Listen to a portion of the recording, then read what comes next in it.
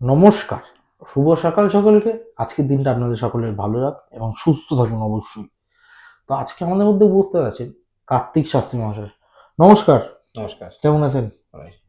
আচ্ছা কার্তিক বাবু, আজকে আমরা কি রাশির বিষয় জানতে চলেছি? আজকে আমরা আলোচনা করব মিথুন রাশি সম্বন্ধে। আচ্ছা। মিথুন রাশি দ্বিতীয় বৃহস্পতির গোচর। এই শুনে কিন্তু উৎফুল্লিত হওয়ার কোনো কারণ নেই। হাল ধরে রাখুন, হাল ছেড়ে দিলে কিন্তু বিপদ। ধৈর্য ধরে কাজগুলো করতে থাকুন, সুফল নিশ্চয়ই পাবেন। আপনাদের জন্য শুভ রং হালকা গোলাপি, শুভ সংখ্যা 3। আবার আলোচনা করব কর্কট রাশির সম্বন্ধে। দেবগুরু বৃহস্পতি এবার কর্কটে অবস্থান করছেন, কিন্তু তাদের ভেবে নেবেন না আপনাদের বিপুল কিছু একটা হবে। এই ধারণা থেকে আপনার বিরত থাকুন। দেবগুরু বৃহস্পতি অবশ্যই মঙ্গলকারক, কিন্তু সব ক্ষেত্রে নয়।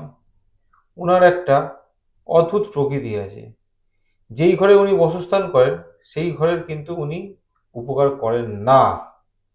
লোকের একটা ভ্রান্ত ধারণা হয় যে বৃহস্পতি আমাদের যদি লগ্নে বা রাশিতে বসে সেখানে প্রভূত উন্নতি হবে, তা কিন্তু নয়। জিনিসটা পুরোটাই একদম আলাদা। হ্যাঁ, এখানে আবার কিছু বিচার্য বিষয় আছে।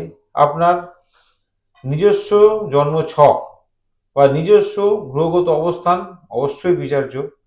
তবুও বলবো, আপনার নিজস্ব ঘরে বৃহস্পতি গোচর মানেই কিন্তু আপনার নিশ্চিন্ত হওয়ার কিছু নেই।